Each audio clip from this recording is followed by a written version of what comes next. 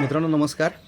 मी आज तुम्हाला 2 video clip दाखवणार आहे, ज्यामध्ये दोन्ही घरात एक साप आला होता आणि त्यांनी त्या सापाची कोणतीही ओळख नसताना त्या सापाला पकडलं आणि पकडून त्यांनी स्वतः त्याला बरणीत बंद केलं.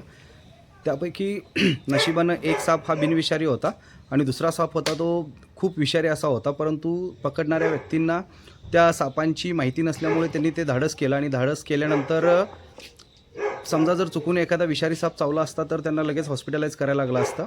दोन्ही सापांची लांबी जी होती ती खूप छोटी असल्यामुळं त्यांना त्या सापांच्या दाहकतेचा, त्याच्या विषाच्या दाहकतेचा काही अंदाज आला नाही आणि त्यामुळं त्यांनी ते साप पकडण्याचं धाडस केलं.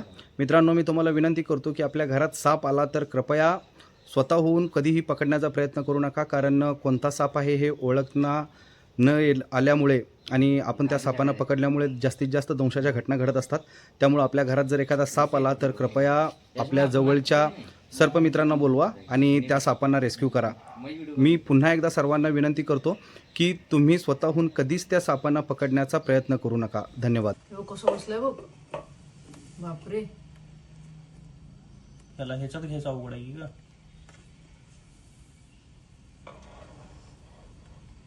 तोंड लय मोठं आहे. जाते जाते ढकलायचं ढकल.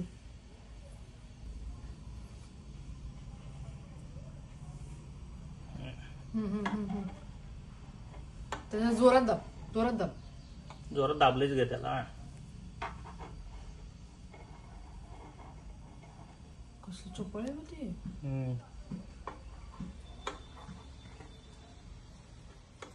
हा ती काठी घाल तशीच त्याच्यात.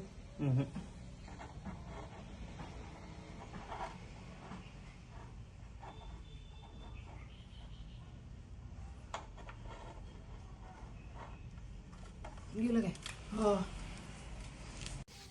फाडू नको घ्यायचं बाबा, तर बुट काय खाऊचं सर खाली दिसलं काय